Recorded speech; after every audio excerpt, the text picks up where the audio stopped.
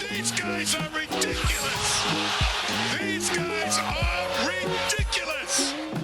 Now, how about them damn Celtics? And we are back with another episode of How About Them Celtics. Sam and I are here recording on Saturday, October 21st, right around the corner from the Celtics. But it would be an injustice to the podcast if we didn't start the episode with Spider-Man, because I know that this is the most wonderful time of the year for you. The game finally came out 2 days ago, and you told me you have already finished the game, correct? I have finished the story, yes. Right before Jack texted me saying he was ready to record today, I finished. It's really weird to finish this because it's like when you finish a TV show and you're like, oh, wow, I have no purpose. That's how I feel. So it was a really fun process, which I'll probably talk about a little later in the show. Okay. But I thoroughly enjoyed the game, what I've played of it. There's still side stuff that I'm going to do after I finish this with Jack. I got a great deal of enjoyment out of it. I think the fighting's hard as fuck. And good luck with that if you're going to play this game. Good luck fighting. But yeah, I mean, the swinging and stuff is a lot of fun. You got a lot of suits. I'm a big suit guy, even though like you pick one suit and stick with it. You just like the options. Yeah, you like the options. You're like, okay, they thought of this, they thought of that. What suit Really did you go cool with? stuff. What suit? What did yours look like? Well, I like the original suit, like this one. Okay. From the movie. They have So this in the you're- game. Okay. No, they have like a bunch of versions of the red and blue suit. I didn't know there was more than one version. Well, they have like the games version. They have this movie. They have the new movies. They What's have the the middle difference? movies. They all look different. There's differences to them. It's like Okay. It's like if you took different jerseys from NBA teams throughout the years. Like let's just say the Clippers, because they've had very similar jerseys over the years, but they are ever so slightly different. Sure. Okay. I get it. That makes sense. But then there are suits that are completely different, too. Like colors and stuff. They have colors. They have each suit has like 4 different colors you can have it in. Okay. There's a lot. There's a lot. I'm telling you, once you get a little bit of time, you play the first game, you're kind of gonna get what I'm getting. Okay. I'll wait to get it. I'm sure we'll talk more Spider-Man throughout the show, but let's talk a little bit of Celtics. The Celtics waived DJ Steward and Wenyen Gabriel. Wenyen Gabriel's probably the more surprising one. Some people thought, oh, maybe DJ Steward could get in for a two-way spot because it has come out. I believe Adam Himmelsbach reported, as you mentioned to me, that Scrubb is going to end up getting waived as well after he tore his ACL. So Celtics will now have an open two-way spot as well as some flexibility at the end of the roster. Lamar Stevens did not get waived, so it looks like he's going to make the team, but Wenyen Gabriel's not in here. Maybe big because win for you. Yeah, love Lamar Stevens, need that.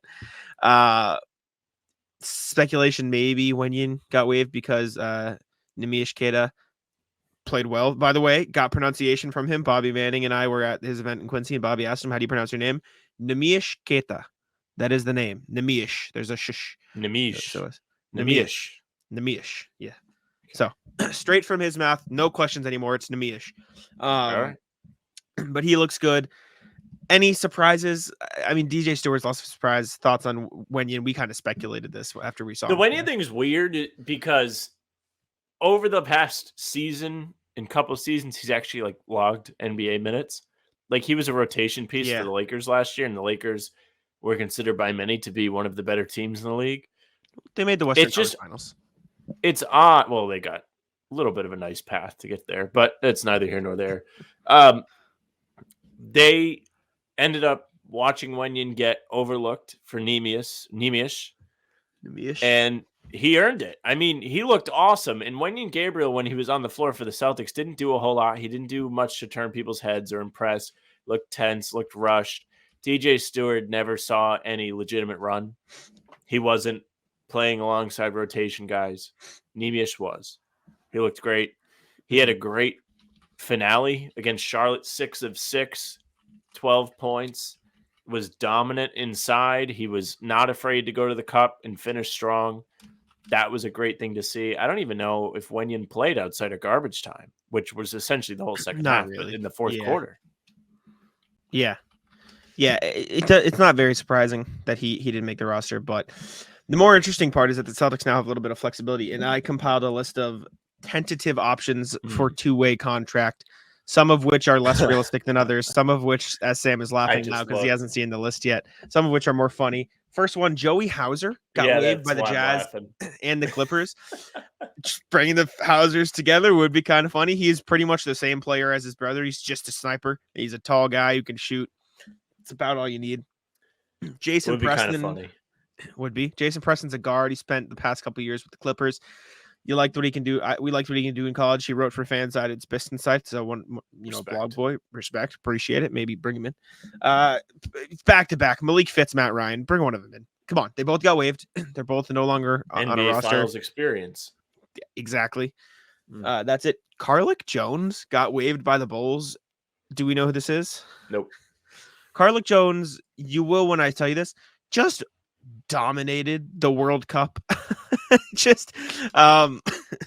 He was on South Sudan with Wenyen Gabriel, I believe, and he was just probably a top 5, top 10 player at the World Cup this summer. He averaged 20.4 points, shot 48% from the field, 42% from 3 on 5 attempts a game, as well as 10.6 assists a game in 1.6 turnovers. And where are the rebounds? I'm just checking here. I don't think I'm going to be able to see. 3.6 rebounds. But he was like not just good at the World Cup. He was like ridiculous at the World Cup. So kind of surprising to see the Bulls waive him when they probably should just keep around talent at this point. Carlos Jones, 25 years old. He only has 2 years, 12 games of NBA experience. Spent a lot of time in the G League, though. He was on the Windy City Bulls this past year, averaged 26 points, 4.4 rebounds, 7 assists, 1.7 steals, 48% from the field, 36% from deep.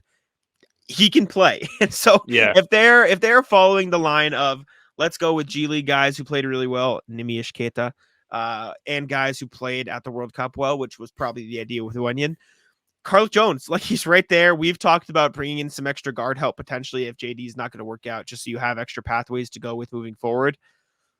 Carl Jones is there, and he played really well at the World Cup, so I thought it'd be interesting. He sounds like an interesting prospect. I think it is interesting for Chicago to be waiving him. Again, one of those teams where I'm not convinced they should have the right to waive guys. Like they're not really good enough to be waiving people. Sure. But I think the Celtics are not in need of that, or maybe they are. Because if you look behind Peyton Pritchard, there isn't anybody I really want out there with the ball from the guard spot. Like, I really want J.D. Davison playing NBA minutes. DJ Steward is no more. So if you want to fill that hole, small by the way, small as it may be, he's 6. He is also small, 6 foot. So he's a short guard. I mean, you could do that. Why not? Why not? John Butler. Another name I put on this list. This is completely random. We're not going to spend a lot of time on it. I just remember writing about him coming out of the draft saying like, oh, the Celtics should take a flyer. From what I remember, he's fairly skinny, but he is just like giant 7-footer, crazy wingspan, blocks a lot of shots. And he shot a little bit in college. And I was just like, that could look cool next to Rob. And so he was something I wrote about. So to see him get waived, I was like, my eyes perked up at the very least. He hasn't done much and he hasn't been like amazing in the G League or anything, but I just remember writing about him and was like, oh, he got waived. I wonder if it's something that just my dumbass brain running basically. In the G League this past year, he only played in 6 games and he averaged like 8, 4, and 1, and he 3.2 blocks though. So he's a shot blocker. Sure. Just somebody. Nathan Knight, name you should maybe know. Do you know Nathan Knight? I do not know Nathan Knight. You will when I explain the context. Nathan Knight is low-key a Celtics killer. I believe it was this past season, or maybe it was 2 years ago. He was on the Timberwolves that night where they just routed he was? Celtics. And he was one of the guys that played fairly well, if I remember correctly. Okay. His season high 2021-22 season had 20 points, 11 rebounds, 4 assists in 29 minutes in a 5-point win against the Celtics. I would have been mad as I was mad as hell. Yeah, it was one of 2 games he had that season, 15 points or more. So if Brad is going with, okay, let's sign Svi, let's sign O'Shea, let's sign all these guys, Nathan Knight would fit the bill, and he's a fine player. Nathan Knight, like he is 6'10", he's a power forward center. He plays with intensity. That's something we saw in that game, and you've seen throughout his time there. Played in the G League a decent amount. That's a lie. I just lied to your face. He doesn't play in the G League a lot. He hasn't played a lot. I was assuming because he hasn't played in the NBA a lot, but no, he hasn't. But 3 years in a row with Atlanta. Nathan Knight. Maybe he retired. Hasn't been playing a lot. No, he was just waived by the Knicks like today. So he's not retired. Well, maybe he retired today. No. But Nathan Knight, another guy. And then Scottie Pippen Jr. played for the Lakers last year. There isn't too much to this other than would be cool if the Celtics got him and he turned into something good just despite the Lakers. That was effectively my thought process. He's a 6'1" guard. He defends pretty well from what I know. He averaged 21 points in the G League, 4.1 rebounds, 5.6 assists, 1.6 steals, shot 47-30. So it's not great, but like if he panned out, he was an okay defensive guard, would be cool because the Lakers had him and then they lost him. So that was my thought process. Speaking of guys that the Lakers had and then lost, Cole Swider, who has been very good for Miami, will be with Miami, which you tweeted about today. I did, yeah. Would have been cool to have him on the Celtics in one of those two-way spots because he's from Rhode Island. And he's been very good for Miami in the preseason. So just another guy to keep your eyes on as the Celtics get torched by Miami with some guy you'd never heard of. Of these guys, I think Carlik Jones sticks out as an interesting prospect. Both Fitz and Ryan are guys I wouldn't be opposed to bringing back either just because they've been here. Fitz was great when he was with the Celtics, just bringing the vibes to the bench. Blake Griffin is not on the team anymore, so you could always use a new vibes guy. Would be kind of hilarious if they brought in Joey Hauser as well.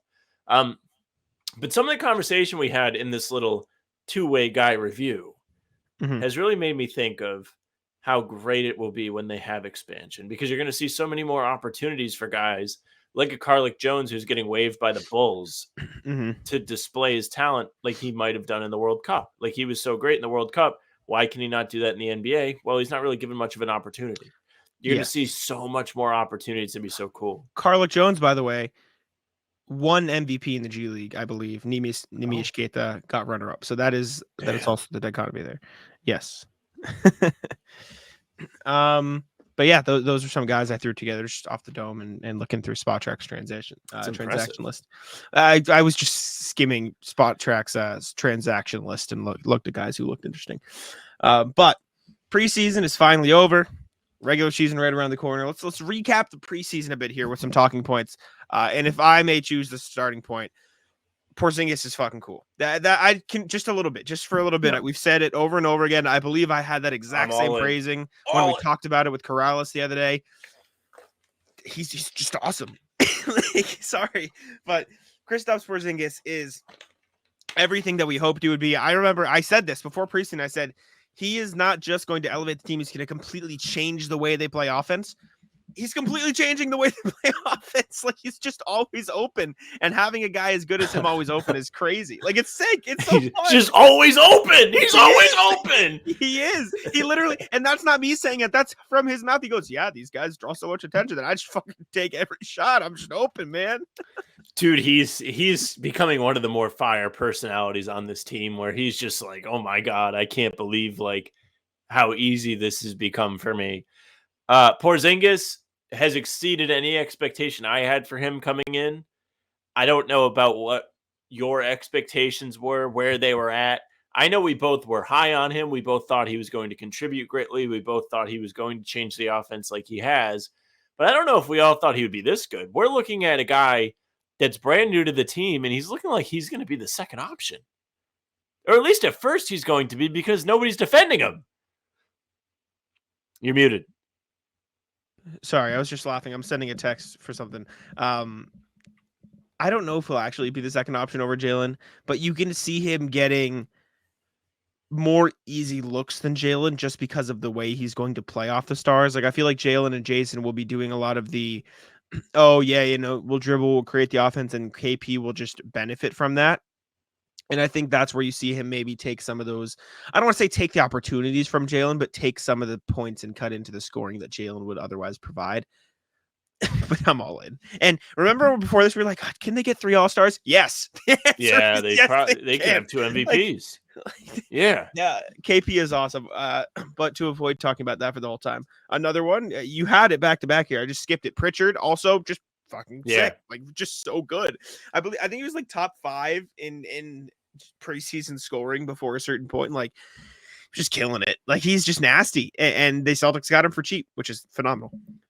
Yeah, they inked him to an extension. Then he said, "Hey, watch this," and just went out there and lit everybody up for the whole preseason, or for a lot of the preseason. He didn't have the most efficient game against Charlotte in the last game, but he had a lot of assists, which was another great thing to just see. Like, he didn't have the shot that day.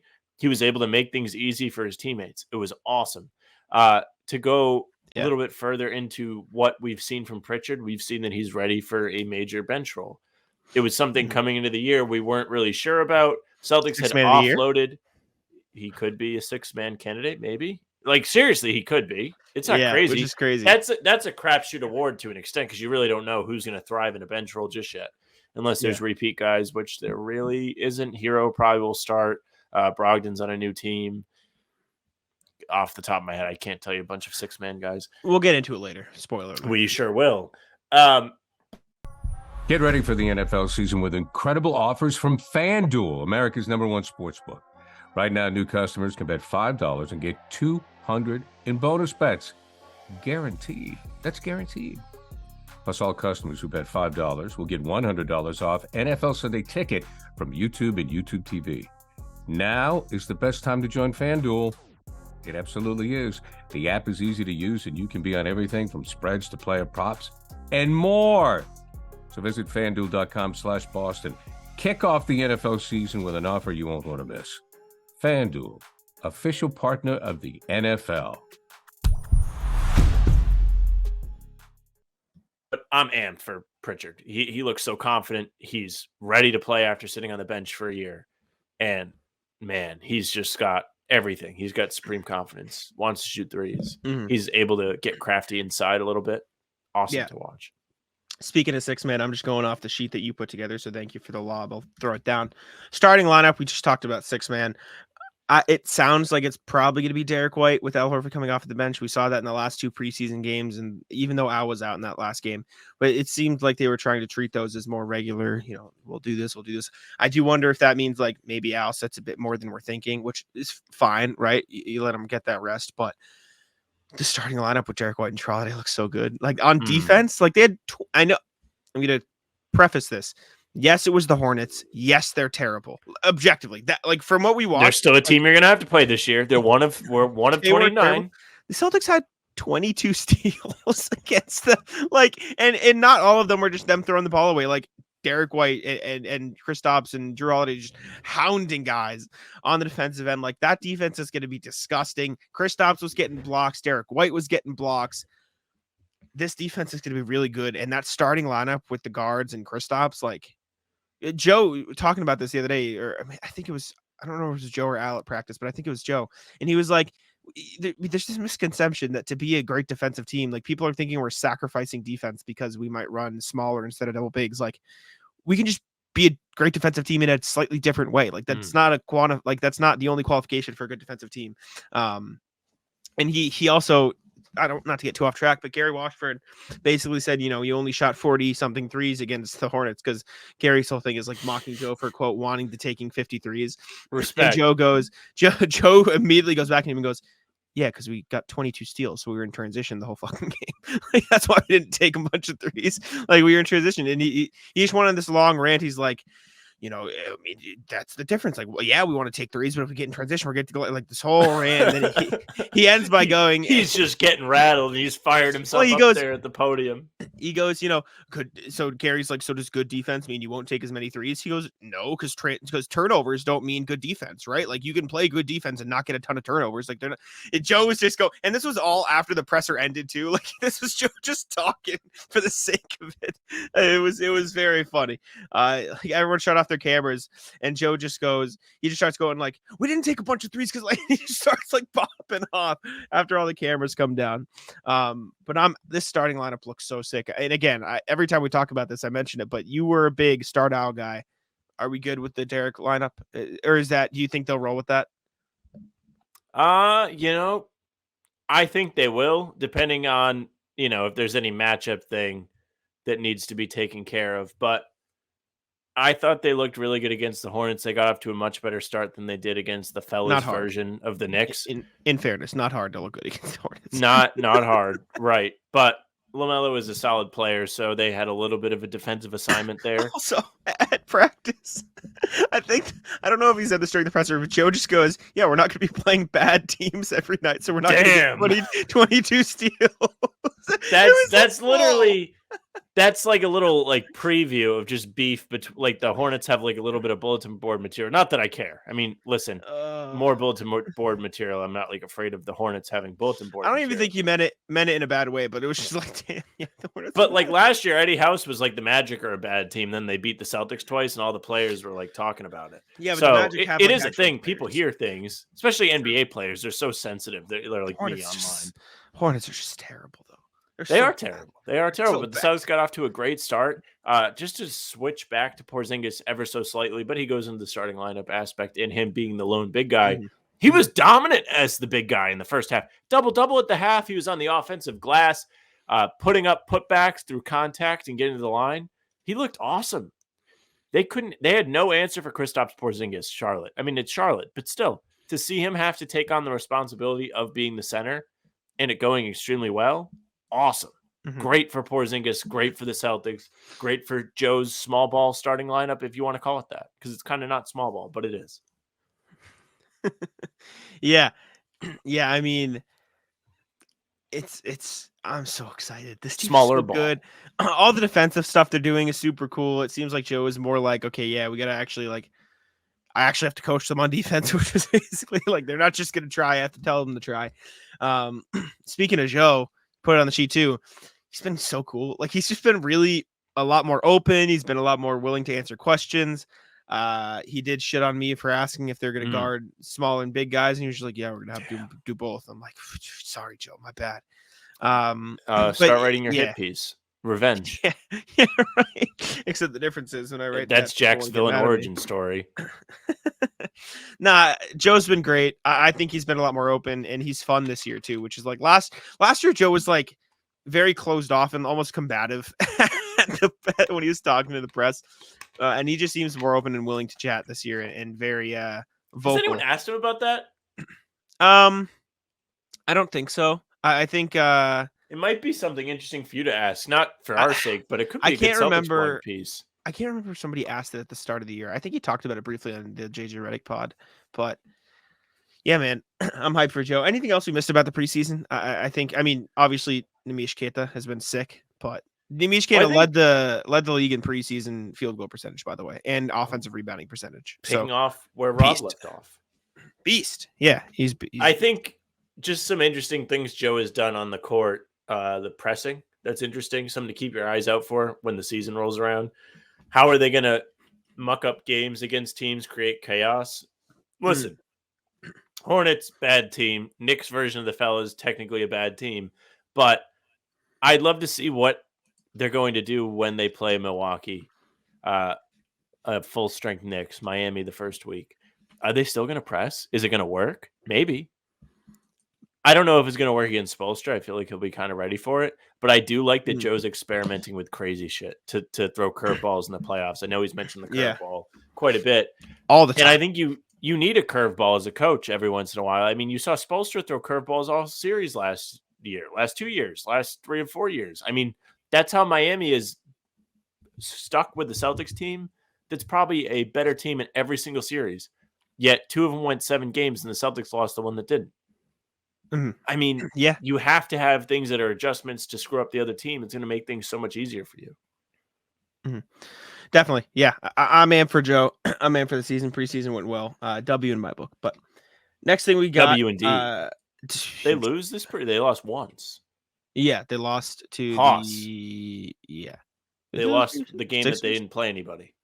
The Knicks, yes. The one game I bet on them to win is what was yes.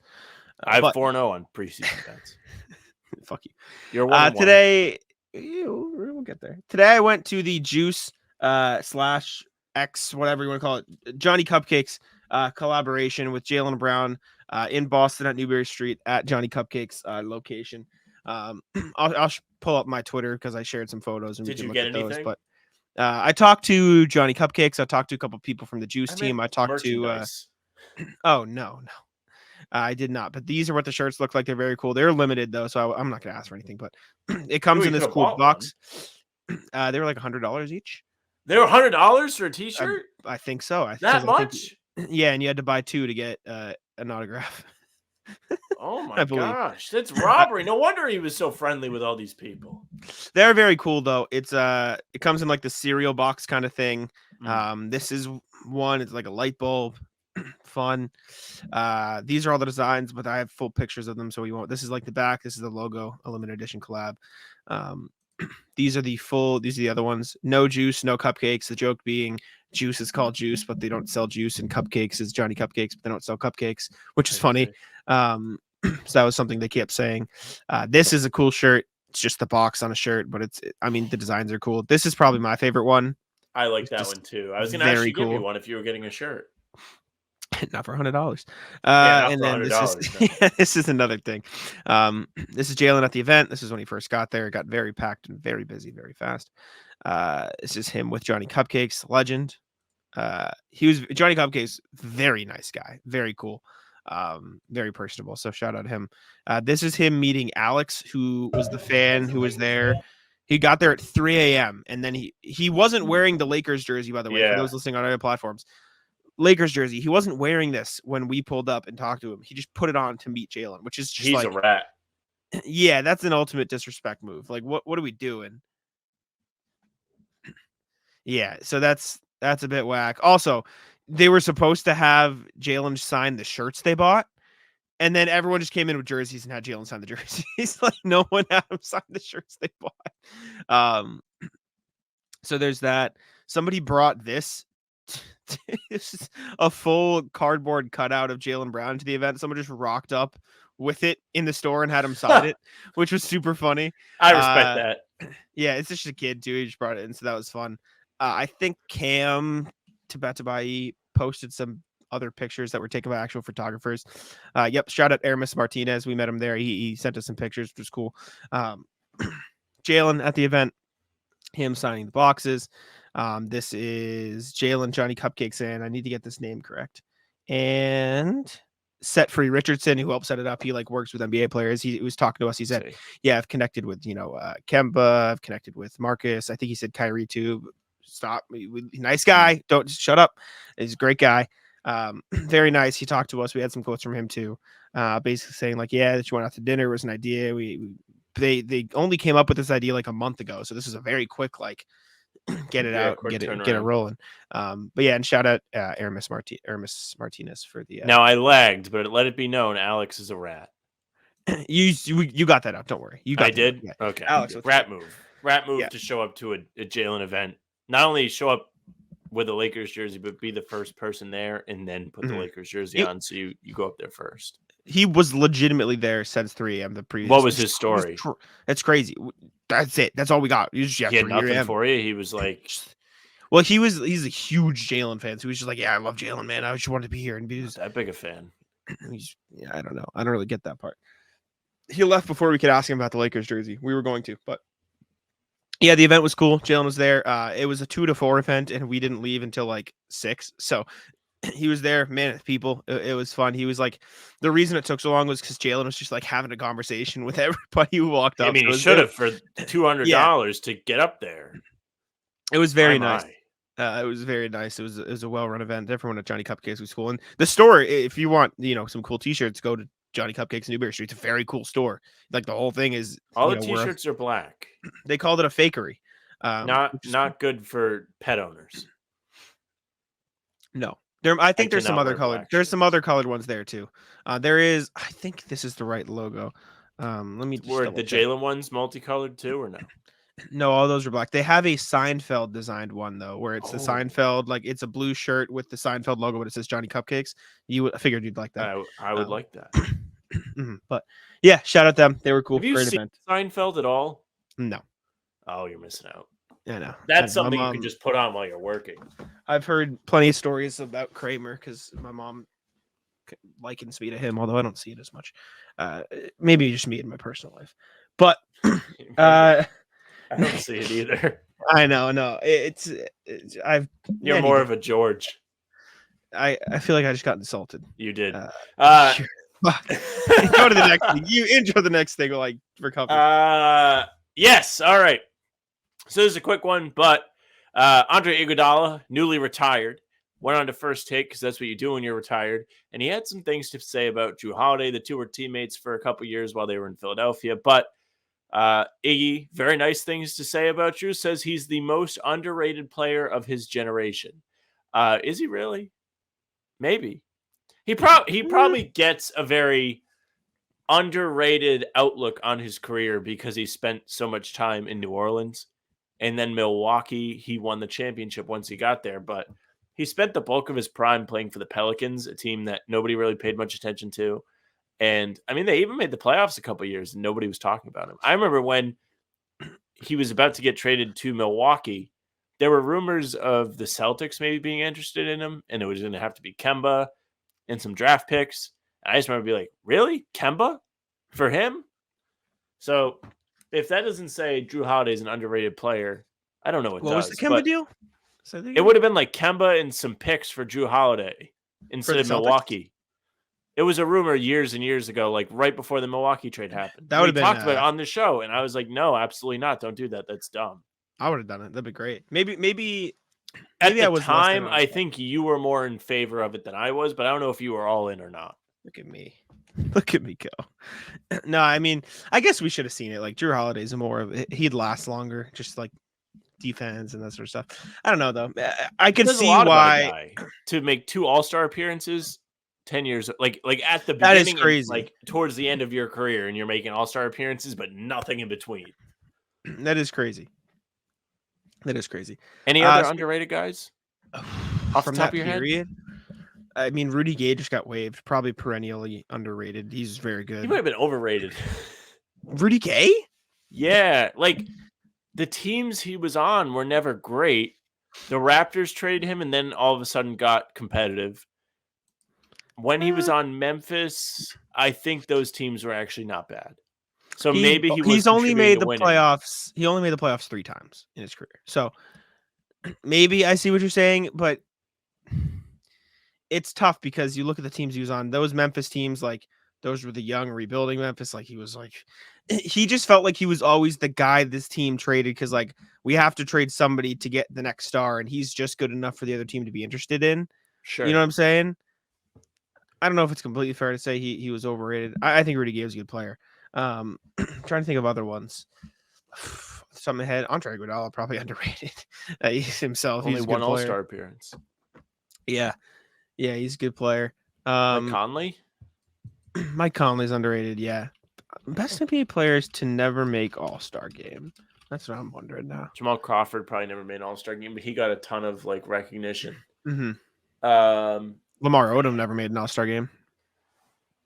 Richard Jefferson never made an All-Star game. Mm-hmm. Okay, I'll buy some of those. Jason Terry was good. Andre Miller was fire. That's probably one. Yeah, that's a good one. Andre Miller was real good. Anyway, sorry, before we get too down the rabbit hole. Just depends on where you play. Yeah. Another guy with a long career is Al Horford, who said he's okay with coming off the bench. He said that at a recent practice. Let me find the quote here. Said the type of team we have a lot of depth. We have a lot of talented players. One of our strengths is our versatility as a team. So there's going to be times that we have to go a certain way. There's other times we have to play big, play small, things like that. It's just the way it is. I'm in a position right now that I feel we can all impact the game in a positive way. Sometimes the best thing for our group right now is to play that way. There will be times that we'll play big and do things like that. Also, just as an aside, said, seems to me the game comes easy to him when talking about Nimi Ishketa, which is cool to hear from him. But Al's basically saying like, he was less, it doesn't matter than the other guys. Like you asked Derek White and KP, they were like, don't care, whatever.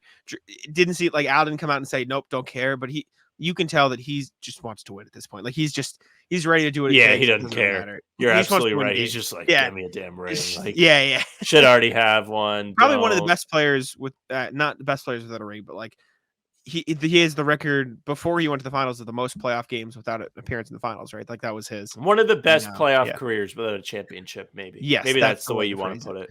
Yes. But I think, like you said, his stance on coming off the bench says volumes about his dedication to winning. And it goes along with the theme that is run throughout the Celtics this fall, which is just being all in, one goal. The whole team is working towards it together. And not a lot of guys there are caring too much about the individual part of that. Stat for you. Only two players have more playoff games played than Al Horford without a championship. Who are they? Give me a second to think. I'll tell you who's tied with him because it's not the question. Sam Perkins is tied with him. James Harden's at 160 below him. But who are the two above him? The players have 193 and 182 respectively. I feel like Chuck's got to be one of them. Because Chuck was on some good Sixers teams. He was on the Suns through the middle part of the 90s. Then he went to Houston. But no, he's not. Shaking 123. He has 44. They also had less first-round games then. Are these guys modern players? No, they're not. No. Jerry West, or did he get one? I think he got one because he's not on this list. He's not on this list. Shame on me. I don't know. I'm gonna give up. Should I know? Yeah, they're both on the same team. Is Clyde Drexler one? No, you're gonna get real mad. Is this painfully obvious? Yes. Who's the best player to never win a championship? Two of the best players to never win a championship. Both on the same team? Very good basketball players, questionable people.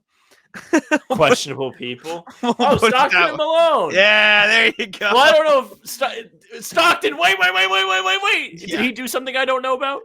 He's just promoting a bunch of like vaccinations a scam, microchips in your brain. He's just like, him handshake Kyrie. Yeah. But yeah, Karl Malone, interesting taste. Yeah, that's an obvious one. I can't believe I didn't think of that. Yeah, that's why I didn't want to tell you. I was like, yeah, let him get there. Yeah, Horford. Anyways, Al's ready to do what it takes. Different taste than Karl Malone. Respect. We'll say that. Respect. We love Al Horford on this podcast. We'll put it that way. All right, let's check in with the emails. We have some good emails today. A lot of emails is what we have. Let me pull it up mail. here. We do, in fact, have mail. Let me pull it up here. Just give me a sec. Let's go from backwards to forward. We'll start with RJ.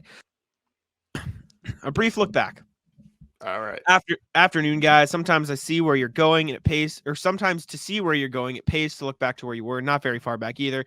Everyone learns in their own way. Some people want to practice and work the kinks out and don't care what they look like until they get it right. Others want to do the reps privately until they have it down. There's no right or wrong way as long as you know who likes doing which way. During the first quarter of the Knicks game, before the first substitution at 6:12, wow, this is in depth, the Celtics played with quick pace, moving without the ball and passing the ball to find the guy with the best shot. This is from Wednesday, by the way, 3 days ago, so it's a little bit old. Celtics had 13 possessions, and everyone ended a possession at least twice, except Jrue Holiday, who only had one, but had added an assist and offensive rebound. Nice balance, right? It was almost identical twin to the start of the previous game in Philly. 13 possessions, the first 6:33 when Baton subbed in. And in that time, the possession ended in Porzingis, Hauser, and White's hands 3 times, while Al and Jrue finished 2 each. Everyone joked in the Philly game about Coach Mazzulla never benching one of the Jays for not diving to the floor fast enough. But I think them sitting out Philly might have been a different teaching moment. It showed that winning Celtics basketball was going to be played by whoever was on the court at a different time. No need to be the hero, to be ball dominant, to play the right way to win. I joke about armchair analysts reading too much into things, so I could absolutely be off base here, but it's at least something different to look at as we head toward the regular season. Be well, RJ. P.S. I may miss tomorrow's playback session as it's a birthday for my twins. Like you guys a lot, but they win hands down. No complaints here. Respect. Happy birthday to the Johnson If twins. we were twins, maybe, but we're not.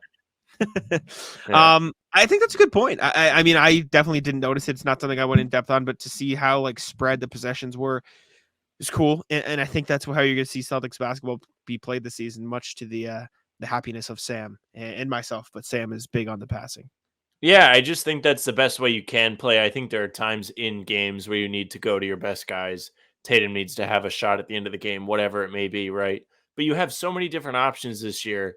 You need to take advantage of it. You should be playing widespread basketball where guys are playing a more fluid game, maybe almost towards like a college type style where you're not really trying to run To some through degree. anybody in particular, but like it can be anybody's night, any game. That's what's going to make the Celtics dangerous. It's going to be what makes them a difficult out in the playoffs because there's game plans you can throw at every single one of those guys, but it's going to take away from the adjustments you've made to, let's say you're game planning for Jason Tatum, the adjustments for Porzingis, Jrue Holiday, Jaylen Brown, all kind of are going to be drawn back.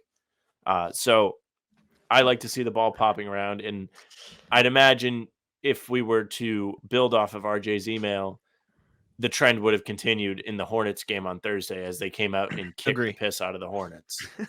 They literally took their stickers and just ripped them right off. It's great phrasing. Next one, new emailer. Thank you to Nate Bach. We appreciate you. Sorry it took us so long to get to you. This was on Thursday. I saw this when I was getting my haircut, but rat list. Jack and Sam, congrats on the growth of the podcast. I've been listening since before the name change. Thanks for putting in the work and delivering great content. Hey, thanks to you. My rat list. Anyone who is working in a customer service role and calls you boss when taking your order or waiting on you, saying things like sure thing, boss, or okay, boss. And my least favorite, whatever you want, boss. When someone in a service role calls you boss, it is a backhand way of saying I'm better than you. They sarcastically call you boss as a way of belittling you, like they think you're an idiot and they don't want to help an idiot. It shows they are immature and insecure. Last week, I had to upgrade my family's cell phone plans, or my family's cell phones, and ended up going into the retail store because of a problem with the phones. The customer service rep kept greeting me by saying, "What do you need, boss?" I immediately wanted to throw up. I looked up and noticed this guy's mustache was overgrown and bushy while somehow being scraggly at the same time. He turned out to be the most condescending, self-absorbed, cocky customer service rep in the store. His manager stayed within earshot the entire time. Our phones took some time to set up, and the rep's lunch break was about to start. He complained to his manager about missing lunch break for this guy's phone, in quotes. His manager allowed him to go to lunch, and the manager finished up. The rep literally ran across the store like a little kid running out to recess, pumping his arms, high knees and all. Now that I've said this, I feel like this is something that Sam might say. Am I wrong? Thanks, boss. Is it something I might complain about or something I might like call people boss? I think he's inferring that you call people boss. No, I don't call people boss. I'll actually say this. I completely see where he's coming from with this, but I actually don't mind the being called boss depending on what it is. I've at the gym, like there's like a few like workers there that call you boss, and it's like kind of a nice, endearing thing. Maybe I'm wrong. Maybe they are sarcastic and making fun of me. But my favorite guy that works there calls everybody boss, and I'm like, that guy's fire. He's great. Now he has a black shirt because he's a manager. So calling people boss made him the boss. There you go. Maybe you just gotta. I love this complaint. This is amazing. Boss definitely could end up on the list of buddy, bud, pal, sport. All I see what he's saying too. Disrespectful. No, I get it. Completely get it. Thank you. Never thought of it that way though. Thank you for listening for such a long time too. We appreciate you. Thank you very much. How did you find us? Yeah, Nate, email us back and let us know how the hell you found our podcast. I'm just curious. Yes. Was it YouTube? Was it Spotify? But thank you for tuning in nonetheless. Sorry, it took us a couple days to get your email. RJ, happy final day of exhibition games to you both. We're a bit late. Here's just a bag of mixed nuts for y'all because I only got like 3 hours of sleep last night. This is potpourri for $1,000. Shout out Jeopardy. Alternate all-star format number 1. Let's go one by one and discuss briefly. All right. We'll go through the list. Alternate all-star format number 1. Have 4 all-star squads and have them do a single game elimination bracket. 2 games on Saturday during the day and the final on Sunday. Let the first and second year guys in the mix and bag the future stars game. More players, more fun. Fine with Maybe it's like you scrap the future stars game and you do maybe a draft and then those guys are also in there. Yeah, would be fun. I'm down. Also, this is random, not RJ's email. We got a comment the other day on the pregame stream that I touched my face too much. Sorry. Somebody said that? Somebody said, I never noticed that. I hate when you wipe your nose. It's gross. And they yelled at me. I hate when you wipe your nose. It's gross. I wanted to go on a whole rant and say, you know what? It's one thing if you had come in here and like we're somewhat nice and said, hey, like just wipe your nose off screen or something, but just say like you're gross. Like, no, I'm just gonna do it more. So go fuck yourself. No, you should just not wipe your nose and just have fucking snot everywhere. I got allergies. What do you want from me, man? Like, I'm not gonna go off screen and blow my nose. Don't ask them what they want out of you. You just asked for a world of pain. You're right. My bad. Get ready to get called fat, buddy. Alternate all-star format number 2. Back to RJ. The gym rat version. Players can create their own 6-man squads and they play a 1st to 15 game. Open to all players. So see if the Bus One boys want to put in for it. If they do, they're in. Not sure how to get the championship game. We can figure it tournament. out. Yeah, it would be fun. I don't know if people would be into it, but would be cool. Making it optional. Next bullet point, you talked about the City Edition jersey not looking funky enough this year. I wish they could do a version honoring Mike Gorman with the player's number encircled with this call, take it, make it, or maybe just got it. Either one would be better and more fitting for this year. That would have been sick. That's great. Great idea by RJ. Oh, man. They have, like imagine like maybe it's a green jersey with a black mic and a shamrock on the mic and then the numbers in the shamrock or something. And then you have a got it or something on there. Yeah. That'd be pretty sick. They should have did that. He definitely already has it. We need to DM Pete Rogers and say, can you make a Mike Gorman jersey? We should. We should hit him up. It's a good idea. He RJ, definitely great has. He's idea. a genius. Yeah, shout out RJ. And speaking of funky, if you haven't read it already, pick up a copy of Terry Pluto's excellent book, Look back at the ABA title, Loose Balls. It's, for as much as the 1970s NBA, including Red Auerbach, hated the competing league, about the only thing the modern NBA has not taken from it is the red, white, and blue basketball. It's a fun read, and you get to see some truly fantastic uniforms. Might have to pick it up. They should do something with the ABA ball. It's a cool ball.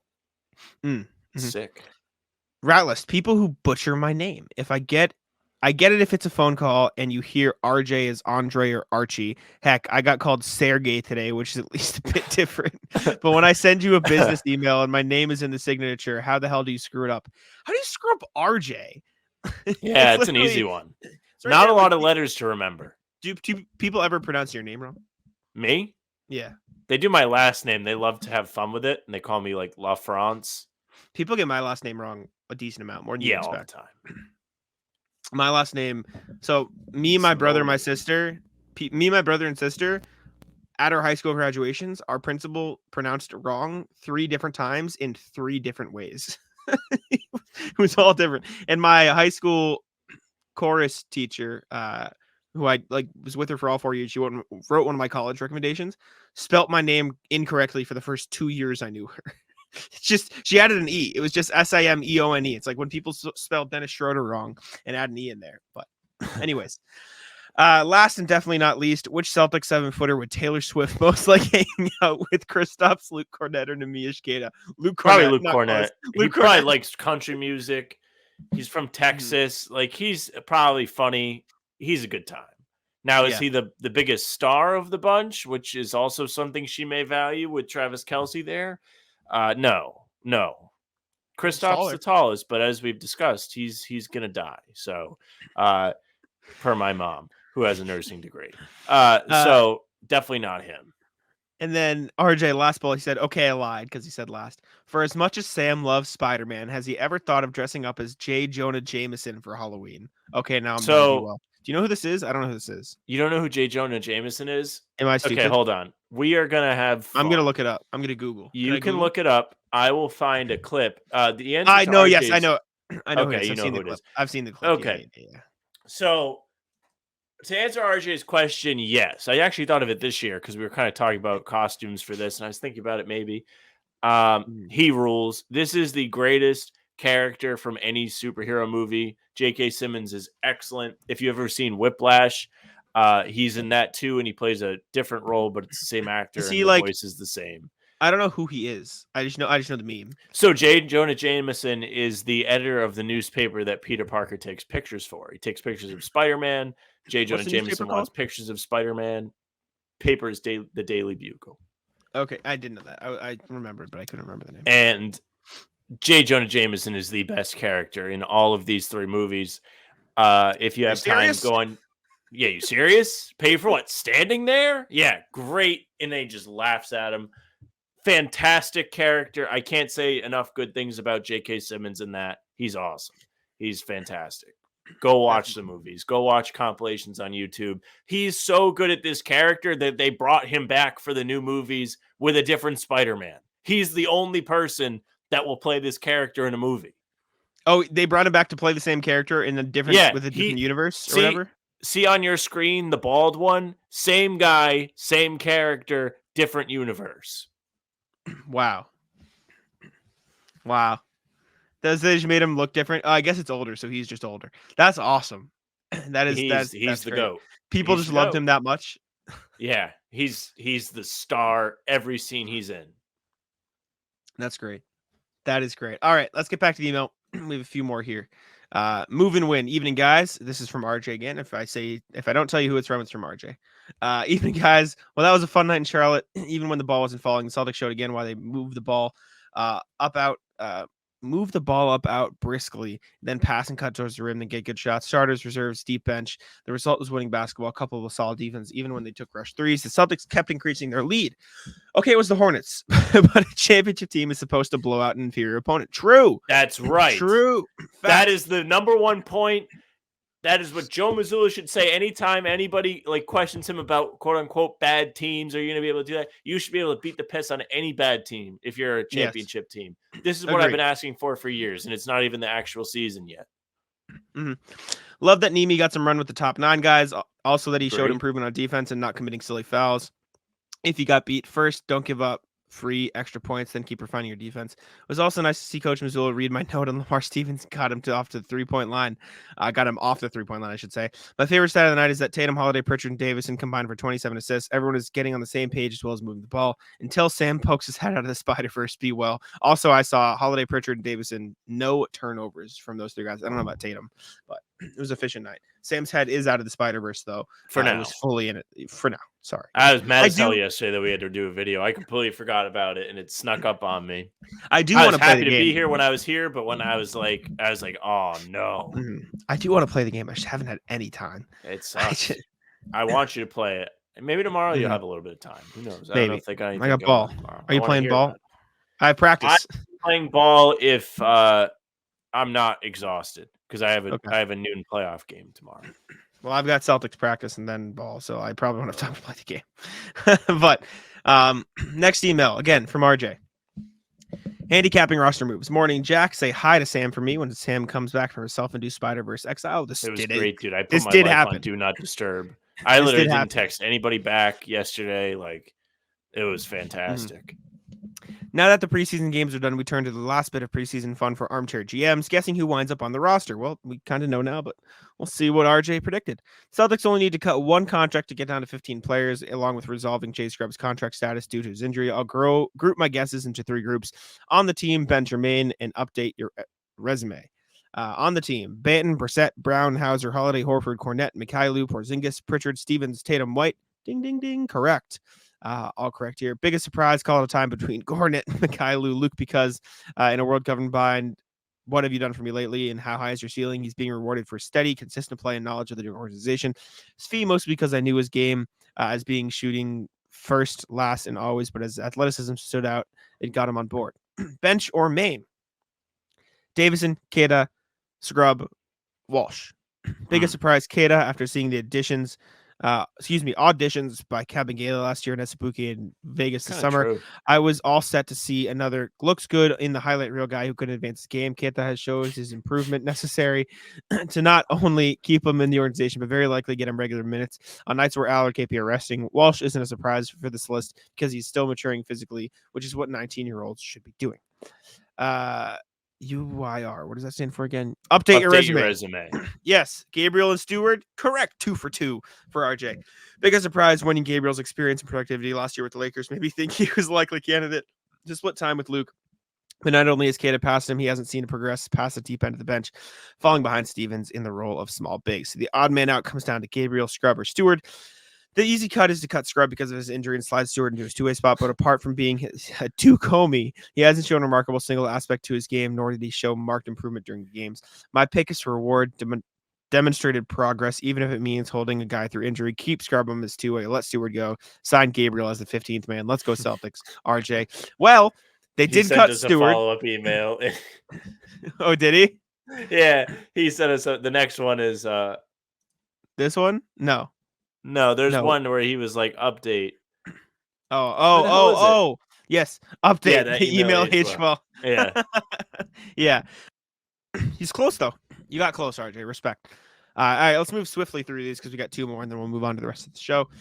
Understudies from RJ. Morning, gents. Morning, RJ. We appreciate you. Hey. Good morning as you're listening to this. How are you doing today, RJ? Let us know how you're doing in your next email, RJ.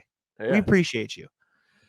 With the starting six locked in and Coach Mazzulla preaching what looks like to be a consistent brand of Celtics basketball each end of the floor, irrespective of who is on the floor, maybe a better way to look at players 7 through 14 on the roster would be in terms of understudies.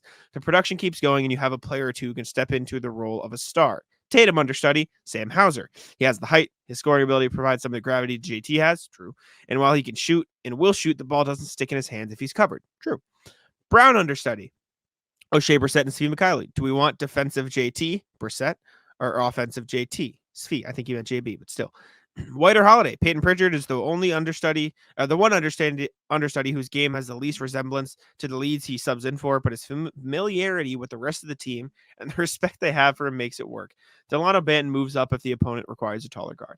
Horford, Lamar Stevens. What he lacks on outside shooting, Stevens brings in some original Al energy with his drives to the basket and his ability to finish. His defense is muscular and mobile, so it's not a big drop up there. Porzingis, Luke Cornett. I know that everyone wants the answer to be, everyone wants the answer to be, but Cornett knows the lines and knows the rest of the cast, and that counts for a lot when you want to maintain the performance in the absence of the lead. And yes, Nemish Keita is studying furiously to move up in the spot, but I'm certain be well, RJ. I appreciate the theatrics terms there. It speaks to my high school. Any thoughts here, Sam? Or should we move swiftly through this? Good thought. I think Nemi might be the backup center. I don't know yet. I think RJ's point's good too. He's still got a little bit of work to do, a little bit more polished. I like the idea of having understudies though, people who can play the same role. I think Lamar Stevens is a good one for Al Horford. He seems like he has the strength and versatility to kind of be a plug and play defender if he needs to be. I wonder if they'll play O'Shea in that spot more than Lamar because he's taller. That's true. He's not as strong, but he's athletic. That's a decent shout too. All right. One last email. Thank you, RJ, for tuning in. Full circle for Kissenlaw. Since looking for information on Reggie Kissenlaw is what brought me to HBTC in the first place, I figured I'd share my write-up of his recent signing cut with the Celtics, along with fellow big James Banks. Full articles at Celtics blog here. We'll take a brief look. We don't have to read through the whole thing, but Kissenlaw did, in fact, sign with Celtics. Oh, it is a brief write-up. I won't read the whole thing, but basically, preseason started with Celtics blog trotting out big men for auditions. Did a signing cut maneuver yesterday with center James Banks and returning main Celtic power forward Reggie Kissenlaw. 6'11", 27-year-old Kissenlaw. Signing looks to be a depth addition for Maine. 195-pound frame, just doesn't seem built for NBA minutes, but he showed good defensive timing and a reasonable three-point shot. Banks, who will turn 26 in January. He's probably skinny. Banks will turn 26 in January. 6'10", tall, weighs 250 pounds. Feels like another break glass in case of emergency players. 4-year college split between Texas and Georgia Tech, averaging 6.5 and 5.5. Spent 1 year at overseas. He averaged 5 and 5 and finished second in the league in 1.8 blocks a game. Next 2 years, we're in the G League. 6 and 6, 1.5 assists, 1.4 blocks. Kissenlaw was at Celtics practice the other day, actually, so that was something to notice. Maybe just getting in some run while he was signed and not waived, but he was there, so that was something I noticed. But thank you again to RJ. You're a beast. You're a legend for this. He is a unit, a well-oiled machine. He puts in the work. I'm getting better at reading them too. I'm speeding through them. I can talk quick, stumble a little bit, but thank you to RJ. And RJ, let us know how you're doing. I want an RJ email, not a Celtics email from you. We appreciate you. Let us know how the birthday was for the twins. Yeah, tell us. I also completely forgot to check the timestamp on that, so I'm gonna have to go back and try to find when we started the emails, which should be easy though, because I can look when the emails popped up on the screen. So that's it's fine. True. Yeah, I can figure maybe it the best thing for you to forget the timestamp. Exactly. All right, but moving into the NBA portion of the show, we'll start with a couple housekeeping items. That was tough. The Nuggets. No, I'm not cutting that. I will. I will leave my stumbles in. We'll cut out stuff we have to, Imperfections but remain. I'm trying my best. The Nuggets have extended big man Zeke Nnaji to a 4-year, $32 million deal. I was listening to Zach Lowe talk about this with Bobby Marks when they were talking about potential extensions. Zach Lowe said Zeke Nnaji should ask for 4 years, $40 million. So he's clearly high on Zeke Nnaji. Zeke Nnaji probably going to play a lot of minutes in Denver this year as the backup 5. He's in a weird spot. Fine. It is weird. You think he'll play. He's a solid enough defender. He can shoot the 3 a little bit. But you think he gets some more minutes this year because DeAndre Ayton's probably going to take another step backwards in terms of playing time. He played 14 minutes for them last year, averaged 5 and 2. You mean DeAndre Jordan? What did you I said? say? DeAndre Ayton. Yeah, I meant DeAndre Jordan. I was so confused. I was so confused that it took me like 30 seconds to figure out who you were trying to talk about. Sorry, DeAndre Jordan. Like, wait, what? Yeah, Zeke Nnaji should play. Any thoughts on the Sam? I assume you're not. I think Najee's an interesting character for the Nuggets because he's someone that, of course, with this extension is no longer in the last year of his deal, but he is in the last of the rookie salary, if you will. So he's somebody that the Nuggets have been at least urged to look to trade, to include in trades this summer. Every time Bleacher Report put up an article, it was his name that was in there for the most part. So it's interesting to see what they're going to do with him this year and how much they actually want to use him. Because if he does get real minutes, it's not crazy to see them keeping him. But if he doesn't, he has the contract now to where a trade could at least get them something valuable in return or serviceable in return to get real minutes. Yeah, now he'll make a little bit more money, although he will have the poison pill thing. So they probably can't trade him this year. He gets a trade kicker if he gets traded. No, it's the poison pill. So since they signed him to a rookie extension, he's making a little bit of money this year. They can't trade him using this salary. They have to trade him using next year's salary or like some average or something weird. I see. It's like the I forget where the learn something new every day rule came from, but there's a poison pill in there. So there's that. Another housekeeper. I really can't say that word. All right. You did a lot of reading. Another housekeeping item. The Trailblazers have picked up Ish Wainwright, who was released by the Suns, and they have waived Kevin Knox. This didn't have to be its own thing. I just thought it was interesting because Ish Wainwright, I think, is a solid player. NFL player. Former college football player. Okay. They were talking a lot about football with him. Yeah, he's huge. He's just a big dude. He had a good game against the Celtics at the Garden. Yeah. Yeah, he's big. Did he play? I don't think he played in the NFL. I swear he didn't play in the NFL. I think he just played the Bills. Maybe they drafted him and he never made it. Oh, yeah. After finishing his career at Baylor, Wainwright joined the Buffalo Bills as an undrafted free agent, but did not make the final roster. So there was a connection there. You're right. We're both right. Yeah, then he went to play basketball overseas. Yeah. How old is Ish Wainwright, Sam? 28. 29. He's was close. He's old for a guy who thinks, you think he'd be a younger player.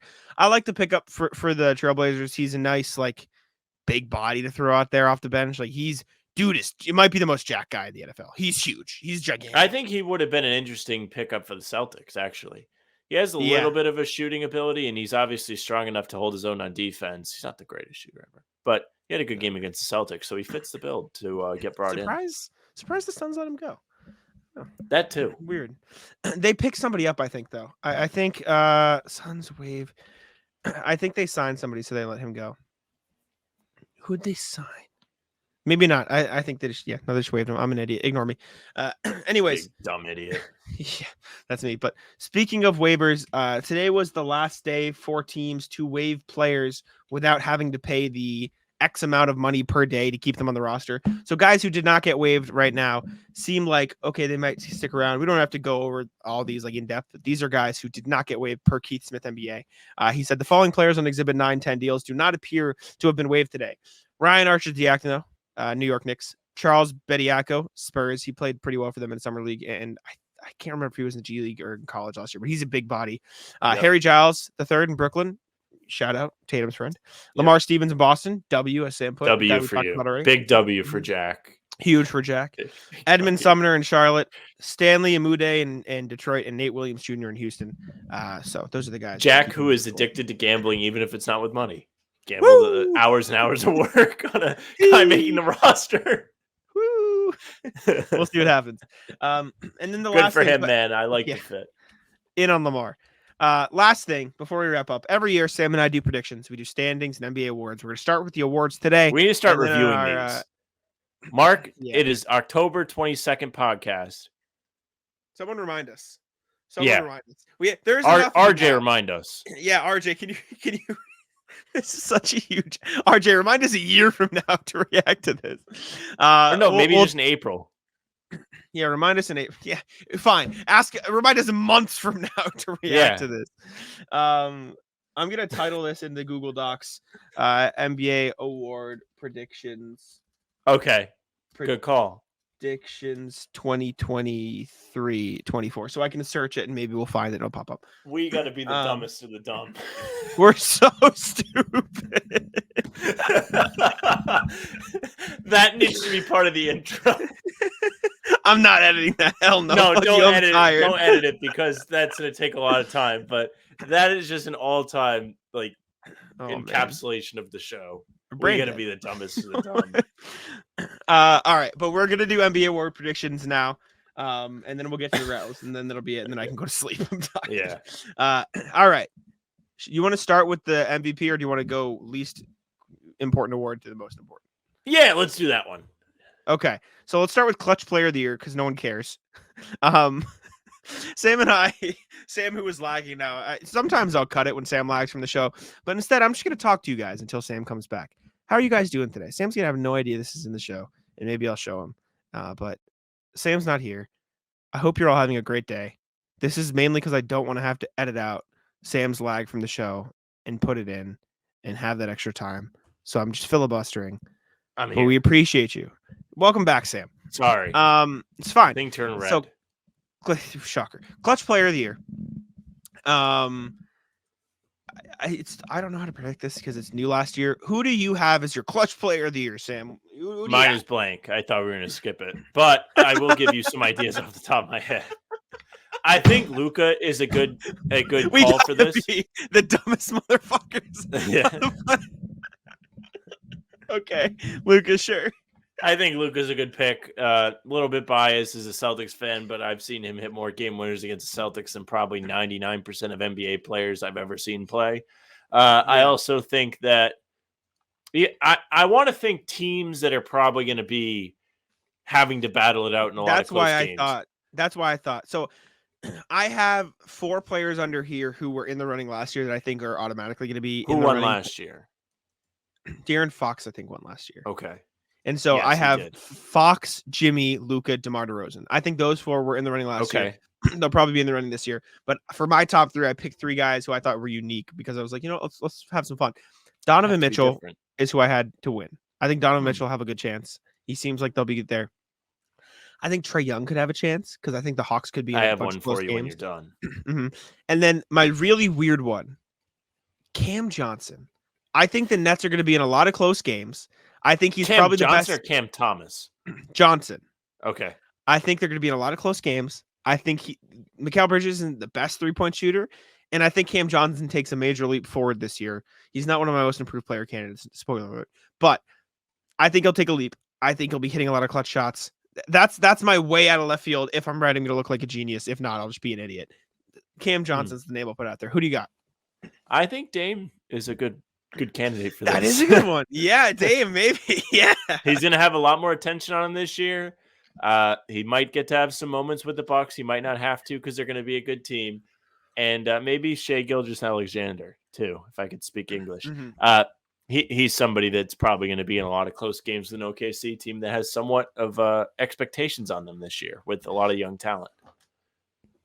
Yeah, I'll back it. All right, coach of the year. Also OKC Dagnall. Think that team has a lot of potential. If they take a leap, people are going to be like, respect to the coach. You have to shout him out. So he's a good candidate for that. Other teams. I got 2. Mazzulla might have a shout too, just because the Celtics are kind of being reinvented in a way. He's got a whole new roster he has to deal with. Adrian Griffin, who's not the general manager. Who Terry Stotts got really mad at. We didn't put that in our show notes, but Terry Stotts. We talked about that. Talked about it somewhere. Did you see the new stuff came out though? No, I forget where I saw it. I'm hoping I didn't get baited and this isn't a fake thing. let me look quick just so I don't say While it. you're looking, Yeah.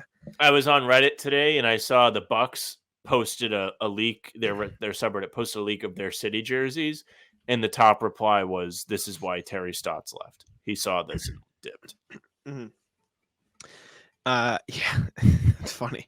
I don't know if it's true. I can't find what I saw, but I saw something along the lines of like they were in a heated confrontation. It sounds fake now that I say it back, but it's funny, so I'm gonna say it anyways. And it was like, I'm not taking advice from a guy who never made it past the Eastern Conference Finals. And imagine if Terry Stotts yelled back, "Yeah, with fucking Enes Kanter as my center." So I don't think it's true, but that would be fire if you just yelled that back. It's like that time where what was it? CP3 reportedly called Harden fat, and Skip Bayless said it on TV. Yeah. My guy, I think Jamal Mosley could have a chance. I think the Magic are going to be real good this year. Magic was going to be the team I was going to say, but I didn't know who the coach was, so I didn't want to say it. Jamal Mosley. Reason I know partially because I tweeted about him once, and Luka Doncic followed me on Twitter. A long time ago because he was his assistant in Dallas. Other one, Rick Carlisle. I'm in on the Pacers and Magic. I think both those guys could have a chance. Yep, those are good shouts. Good teams that are kind of set to take a leap, so the coaches will get credit there. Great picks. Mm. Okay, 6th man of the year. Who do you got? So, I already told you this, but my answer on my sheet that I typed out was verbatim. I'd say whoever it winds up being in Boston. But who knows if they actually have anybody take on the role full time. And then without a period, it says Malik Monk. So Malik Monk is my actual pick. I think he had a solid showing in the playoffs for the Kings. If he's able to carry over that magic into the regular season, he could get some real recognition out there, especially because I think people are actually going to pay attention to the Kings now. So that's a little thing to keep your eyes peeled for. Other guys off the top of my head, I don't have a whole lot for you. I got 3. My winner I picked, Bobby Portis. I think he's a good shot to take it home. It's kind of overdue. He was 3rd in voting last year. I think he could get a bump this year. Another guy who's 2nd in voting, Emmanuel Quickly, I think could have another bump. I mean, he's going to be the 6th man there anyways. Off the rails guy picked Seth Curry in Dallas. I think he'll probably score a lot, get some threes. I think that's another guy who could get some consideration if they're good enough. So Seth Curry's Dallas is a big window team where they could be pretty good or they could suck in it. They could be 3rd or 12th. Yeah. Yep. You don't know what's going to happen. A lot of teams in the West could be, in fairness to them. Yep. Okay. Rookie of the year. I assume you put Wemby. I also put Wemby. Maybe Chet. Another guy I have just before we talk about Wemby, Keontae George in Utah. I think he could get some chances. A lot of good things being said about him. He's good. He's another guy. I picked him up in fantasy. Eyes emoji. It's just I think he'll be good. Wemby's just so fucking good. Like Sam and I both tuned in briefly, or I tuned in. I think Sam saw some highlights and we checked it out. The Spurs Warriors game. He is. I know it's been talked about to death, but watching it for the first time, like fully, like paying attention. Oh my god! Like he's crazy.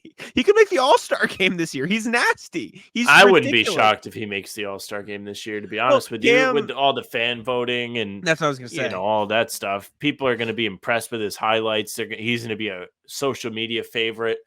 The stuff you're seeing him do in the preseason is unlike things we've seen anybody else do. You saw him take the picture with Chris Paul, where Chris Paul stood on his tippy toes. Who was the one that revealed that little secret from Chris Paul? Who was the reporter? Whoever that may be, I don't know.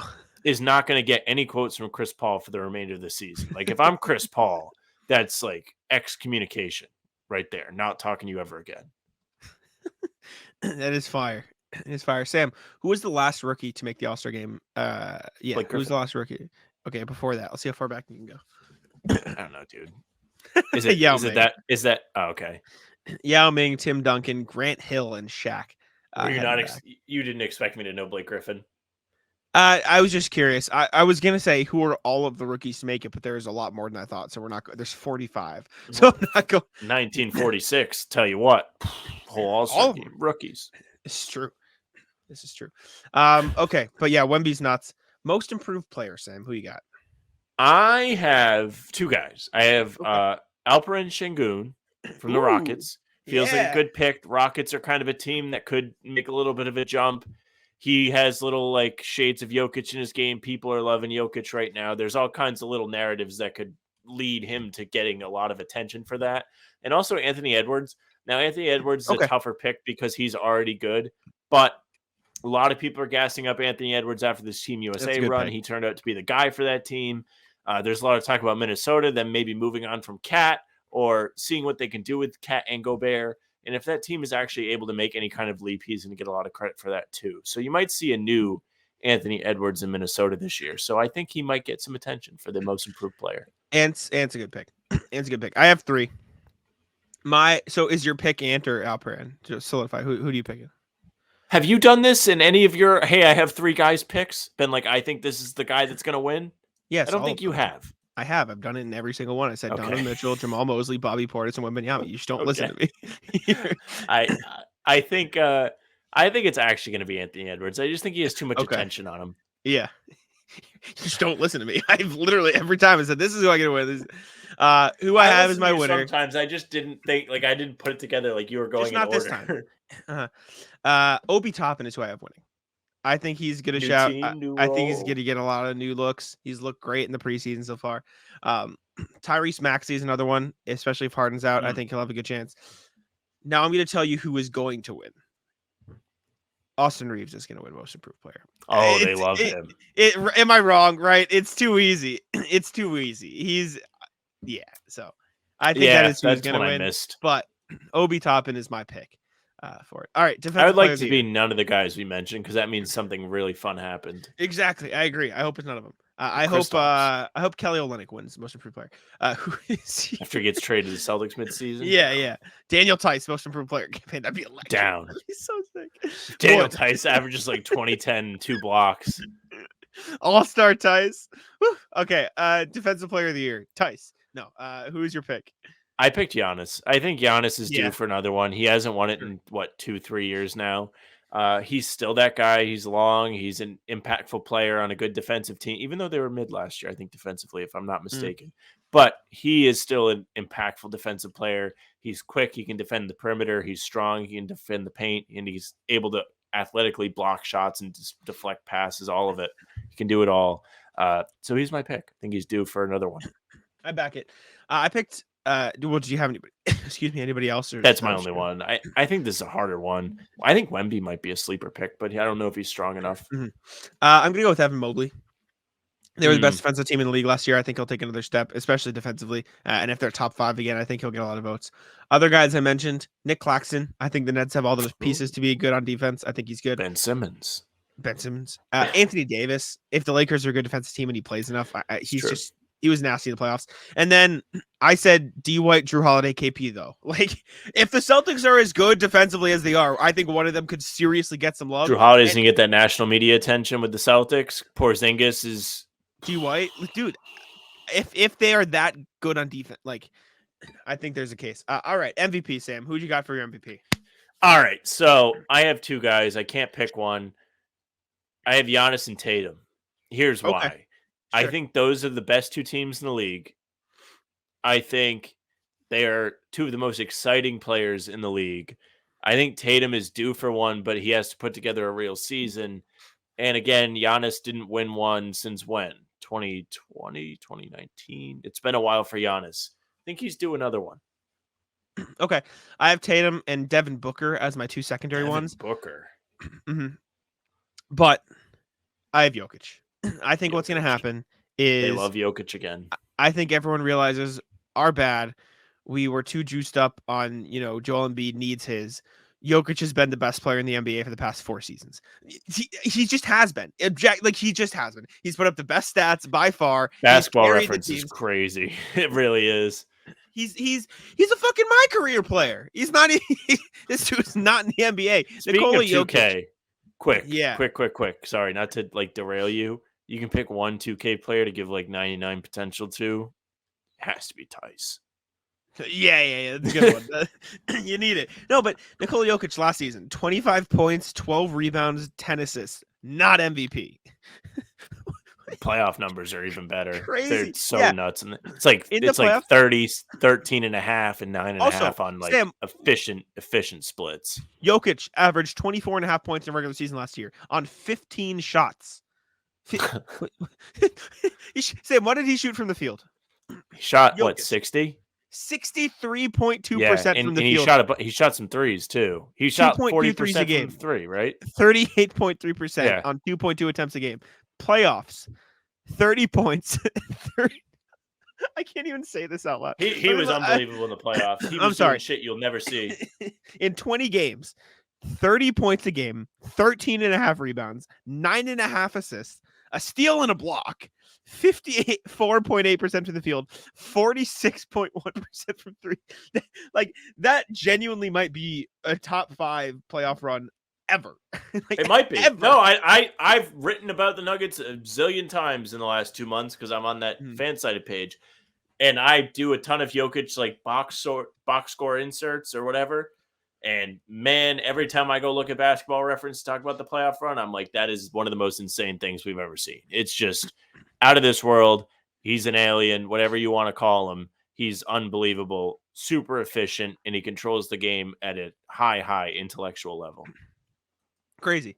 He's the best player on the planet. I think he'll win MVP again. All right, let's get in to the rat list finally. It's been a long show. I feel like you're ready for this. You sound ready. I am exhausted. I'm ready to go to sleep. But wow, we have a lot of stuff going on the screen right now. Oopsies. Matt, wait, go bring that one back. Bring it back. Matt the rat looks kind of like a dwarf. Like He's very a little small. rat. Yeah. He is. We'll bring out the real Matt. There's Matt for us. All right, what do I have? Oh, do you want to hold Rat Court first? Should we start with Rat Court? Yes, hold Rat Court. This is a week in the works. Rat Court in session. So I am looking to move out currently. I'm looking at apartments, and I am going to potentially live with my friend Mallory, who I have known since high school. I've known her for 10 years. We're friends. We went to high school together. We did show choir together. We went to the same college. She was a nursing major as well. So I've been good friends with her for a long time. She's also looking to move in the city. So we're like, oh, maybe we'll look together. Nothing like this isn't a definite, I'm definitely going to do it, but we're like looking at apartments, seeing if there's anything, if it works out. I tell Sam this, and Sam goes, "It's fucking weird, dude." I'm like, it is weird. It's weird. Not weird. It's just weird. Not. It's not weird. This is the Rat Court, and so we're not going to be able to decide this. So we need the chat to tell us. Yeah. I mean, Sam's just never seen New Girl. It's a normal. I've seen New Girl. It's that's just a joke.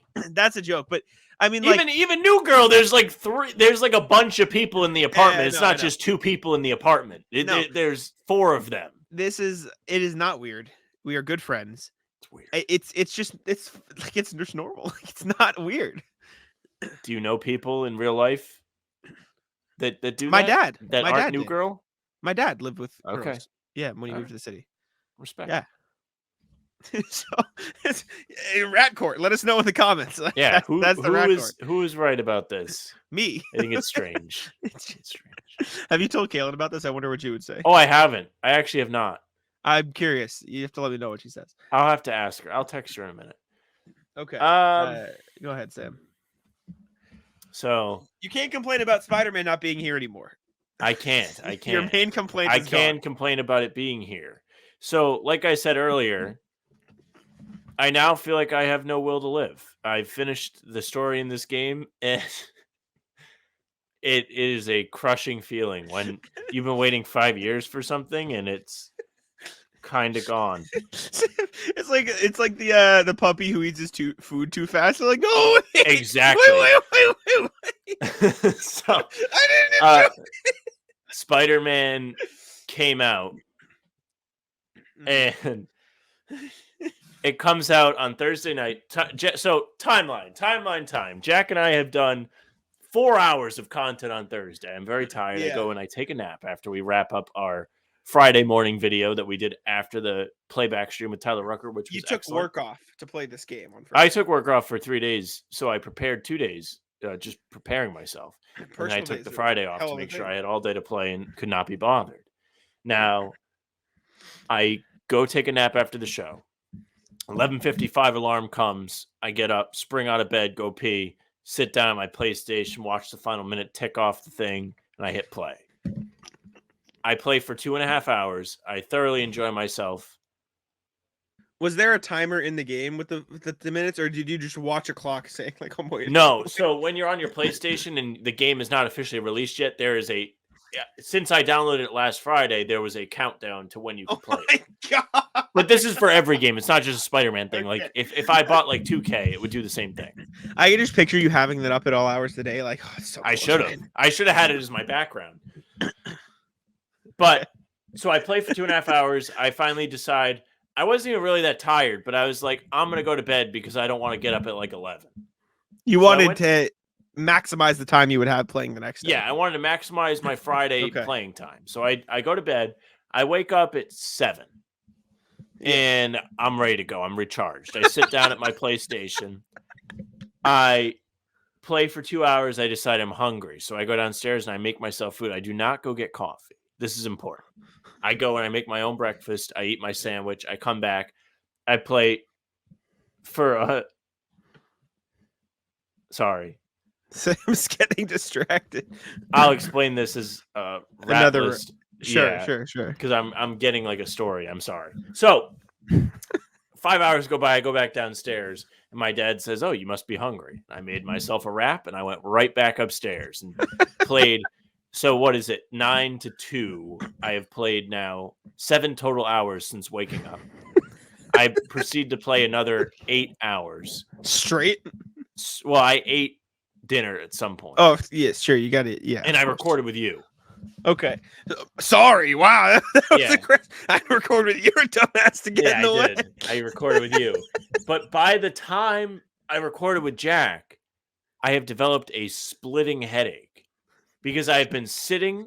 Yeah. I have my blue light glasses, staring at my TV for the better part of 24 hours. Like yesterday, from midnight to 10 p.m., there were probably 5 total hours that I was not playing Spider-Man. Mm-hmm.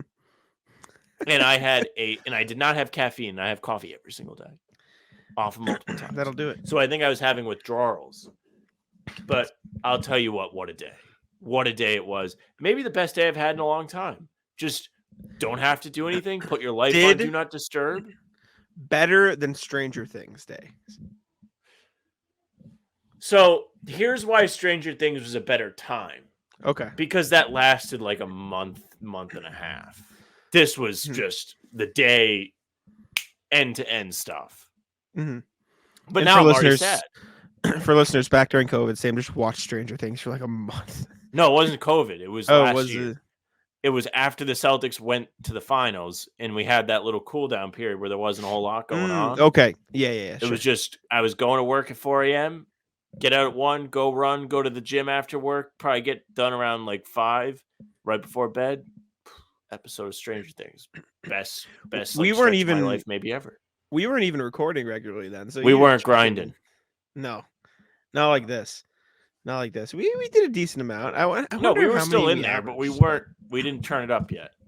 No, not yet. We do daily videos now. We're All right, but I'm not gonna like talk about the game just in case anybody listening wants to enjoy it. I'm not gonna say Sure. anything that happens. If people want that, comment, and like maybe I'll talk about it next week or something. great out of 100 though. But out of 100, probably 92. Now I didn't like that. Like there's certain like missions you can't change your suit. I talked about I like the suits. It doesn't let you change your suit. Okay, 92. Good though. Good. What was Very the good. first? What was the first game? For context. So this is probably a more well done game, but the first game might be the best first experience I've ever had with a game. Same thing, played all day, So out of brought me 100, to tears. Brought me to tears. Probably 95. genuinely tears. Yeah, the end of the first game's sad. Get ready.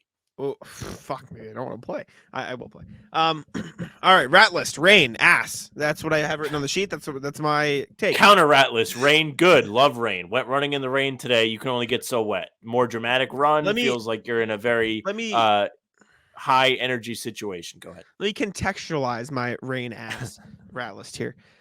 Rain is ass because the Green Line decided that there was a problem, and so they had to shut down service today. And for context, the closest station to Johnny Cupcakes is the Green Line. And so instead of having a 2-minute walk to the store, I had a 15-minute walk to the store, which is fine, except it was raining. And so I was just in the rain. list. Yeah, it's a co-ratless. Rain for being ass. Also, rain sucks to drive in. It's just terrible. That was bad. Well, Especially people see because- rain and they just like, I don't know how to drive. Exactly. Especially when I'm sorry. I understand your car broke down.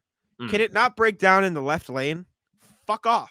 Get out And consider it to break down the left lane. I respect it. What I'm saying. So it's like getting ratless an that rush hour. Don't especially do it. because it was raining and I had to merge back into the middle lane and people, it was like a bottleneck. It wasn't just like randomly on the highway. It was perfectly at a bottleneck where people are coming in. Fuck that. Mad at the rain because I couldn't see. Mad at the green line for making me walk in the rain. Green line was back up by the time I went home. So that was fine. But mad at the person who broke down. Transit today. Just overall rat list. It was annoying. Not a fan. Okay. So this is a brief rat list, but I think it is going to be a hard hitter. So what stalled me out of my Spider-Man story, my girlfriend just texted me and she is at a pumpkin carving get together. Sure. This has nothing to do with pumpkins. So apparently one of her friends was telling a story. She was in, are you familiar with Baja's, Jack? Have we been there? Is that the place you took me? For dinner? No, Or we when went I to came down BJ's. to ball? Okay, then no, I don't know. Bajas. 2 of the 4 letters are correct. Close. It was close, but it's essentially like a Chipotle. They have one on 2 on Thayer Street in Providence, so it's like a little like walk-in thing. Sure. They have a bathroom in the back. So apparently, Kaylin's friend went to go to the bathroom, and she opened the door, and there was just a guy masturbating in the sink.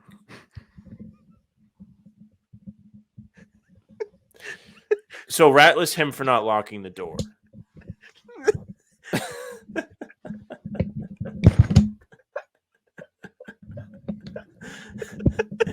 And I asked, so Jack, I just received that story, and would you like to know, or would you like to guess what my response was? What my first question I asked was.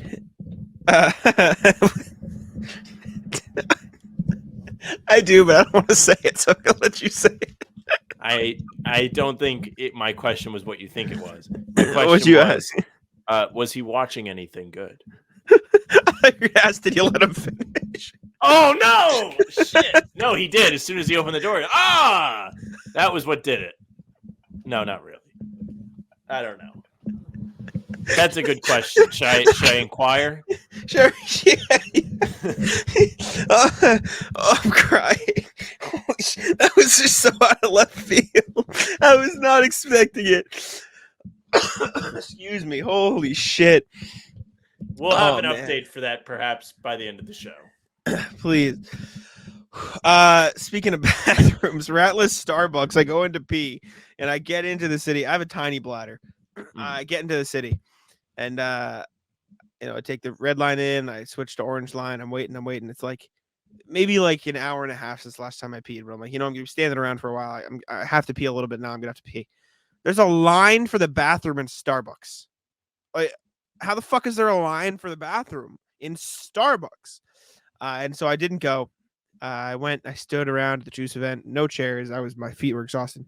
And I didn't ask to use the bathroom there, which in hindsight I probably should have, but I didn't. So I didn't use the bathroom like all day. And again, tiny bladder, and I'm just dying. I go back to use the bathroom at Starbucks afterwards.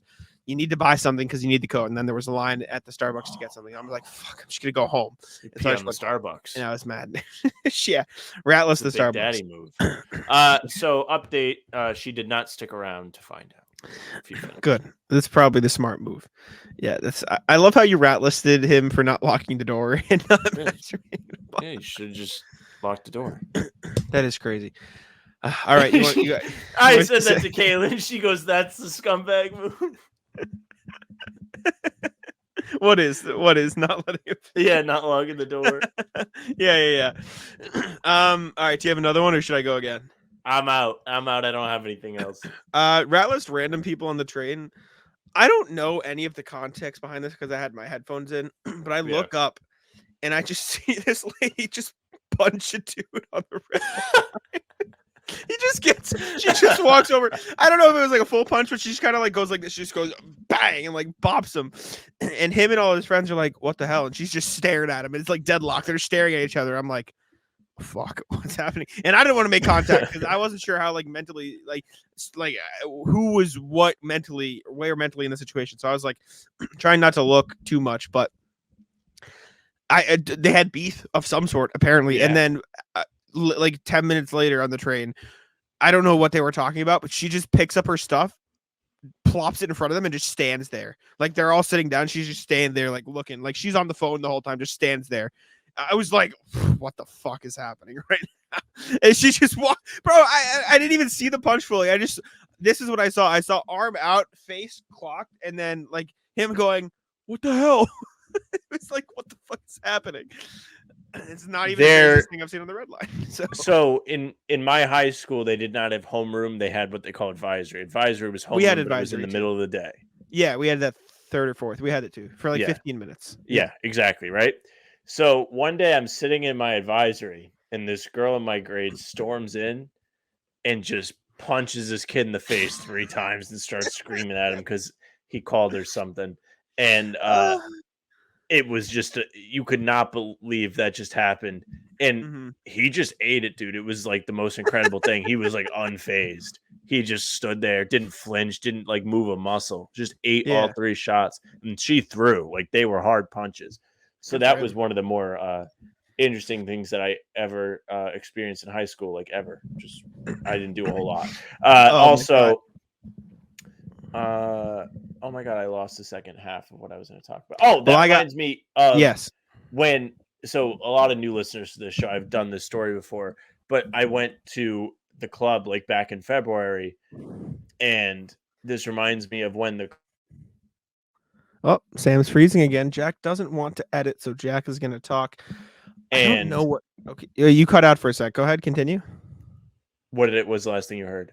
I went to the club in February. Continue. Also, by the way, when you've been lagging these times, I don't want to edit. So when you lag, I just start talking. I'm like, all right, guys, I don't want to edit this out. So we're going to have a chat. Well, Sam's gone, and he's not going to know what's happening. So I need you to know that this episode. And now you know, but I had to tell you because I was half talking. Anyway, I wish I could control it. I feel bad. I have nothing. Continue. It's now a fun moment between me and the chat. So I thought I was gonna have to fight. This girl was gonna fight me. Sure. Because the place is packed, and I was to my friends, we have a little area to dance. Box out. Make sure nobody pushes us in. We don't want to give up this space. And I'm in a fucking box out battle with this girl that's built like a brick house, and then she tries to pull the chair on me, and I didn't fall, and then she got real mad that I didn't fall, so she just starts screaming at me, and I was like, "Listen, you were pushing me. I don't know what you want out of me. All I was doing was holding my legs and holding my ground." That's how it plays. You gotta do it at the club. Your advisor story spawned 3 stories in my brain. They're shorter, so I'm gonna tell you. Okay, they're all funny. Right. My advisory. There's this kid named Clark who is a legend. He's a very cool guy, but he sometimes got in trouble with the principals or the teachers or whatever, so it's fine. But he was in my advisory, and our advisor was the assistant principal. So just randomly throughout the year, we would be left alone because she'd walk in the room and she'd just go, "Hey, Clark," and he'd go, "I'm coming." He'd just leave the room with her. Clark. We'd all be chilling. I wonder if Clark listens. He probably doesn't listen to this, but I had people come up in my review, my 5-year reunion, and say I love the pod. So I wonder how many people hear this. But if you know me, you went to your reunion. I remember you telling me this. I still can't believe you went. Yeah, I only went because it was I went with a bunch of my friends who I'm still close with, and we were just it was more of a we're curious rather than we want to. You know what I'm saying? It was curiosity. Yeah. But if you know me from high school, hello. Clark, who my mom is dating. They've been together for 12, 13 years. So they're effectively married, but they're not married. They're dating. I call him Coach Burkstow because he was my baseball coach when I was 12, right? Oh, yes, you told me about this before.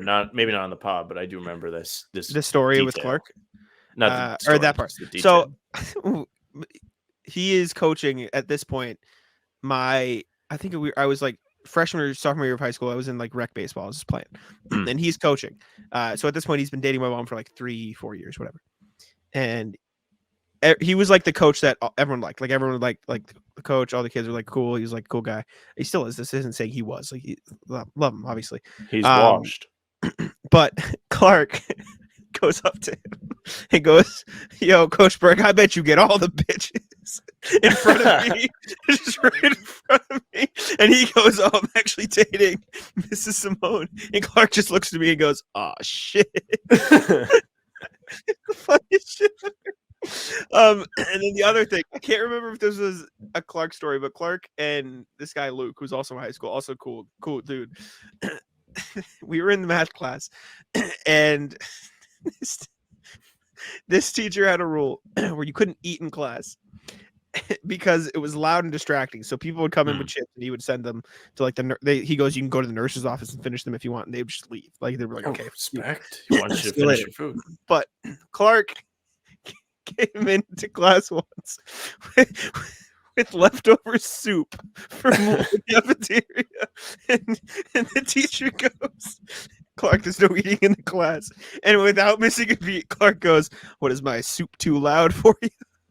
Just fucking. And Sam lagged for the punchline of the story? This fucking guy. Did you lag for the punchline of the story? I lagged for the punchline. I'm actually so mad. I was like ready. You did a good job setting it up. Without missing a beat, Clark goes, "What, is my soup too loud for you, buddy?" just in front of the whole class. I thought he was going to say, "I'm not eating, I'm drinking." No, best part, nothing else. He just ate his soup in class. Teacher said nothing else. He just ate the soup, and it was like, okay, cool. But the other thing, Luke, like fucking around in class, and so this girl who was very shy sneezed once, and Luke goes, "Bless you," and she goes, "Thank you," and he goes, "I love you." Just in the class. She just goes like this, and then he did it to me like a couple days later, and I just look back and laugh, and he goes, "This guy." You know? Oh man, it was your advisory story spawned all those like funny moments, but I thought that was entertaining. The soup kills me every time. Too loud for you? Soup is too loud, man. Soup is too loud. All right, this might be the longest podcast we've done in a minute. And we were scrounging together content before it too, but yeah. Are we done there? Do we got anything else? I'm out of stuff. I don't have a closer today. I guess Spider-Man was kind of a closer. I could have said. Yeah. At the time, that was the only thing I had. Fucking closer, dude. It was a podcast topic for the past week. What do you fucking mean closer? Thank you all for tuning in. We appreciate you very much for listening, especially thumbnail this time. Okay, I will. Remind me. I'm gonna make it later, so text me so I have it, and I'll keep it there. I'll text you before I go to bed because I'm gonna. I got a big skyscraper looking at me for like the last hour and a half. Just thinking about my game is still on. Are you gonna play some more when you get off? I'm gonna play some more. Yeah, I got stuff. Side quests. You can do the new game plus. What's that? You replay it with all the abilities unlocked. And the new suits. You're a piece of shit. Thank you all for tuning in. Especially if you listen to the entire hour 40 we just did of an hour of it was Celtics. So we did talk Celtics for a long time, but we appreciate you for listening. Leave a comment, leave us 5 stars, leave all that good stuff. Apple, Spotify.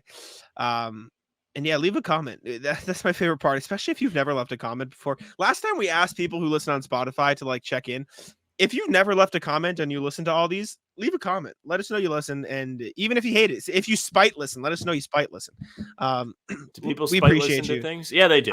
Maybe. You never know. Bill Simmons subreddit is people rooting for the Boston teams to lose. Yeah, you never know. If you're a Heat fan, maybe you're a Heat fan who met us in the playoffs. But anyways, let us know if you listen. We appreciate you. Thank you very much. I'll let Sam take it out so we can get back to his fucking spot. Yeah. Thank you very much for listening or watching today. We did a long pod, so we hope you appreciate it. If you're on YouTube, you can subscribe to the channel and leave a like and comment. Like Jack said, you can also hit the notification bell so you don't miss any live streams, daily uploads, breaking videos, whatever it may be. We've been doing a lot, so you don't want to miss any of it. You can find us on Spotify and Apple as well. Follow us there. Leave a 5-star review. Say something nice about the fellas. You can find us on Playback opening night. Gonna be there. Woo! Be there. No longer asking. You can follow us on socials at How About Them C's. That's Twitter, Instagram, TikTok, Facebook. Is just the name of the podcast. You can find Jack on Twitter at JacksMonNBA. You can find me at Sam LaFrance NBA. That's it for us. Bye. Taco, come on. Taco's having some fun here. That is bogus! These guys are ridiculous.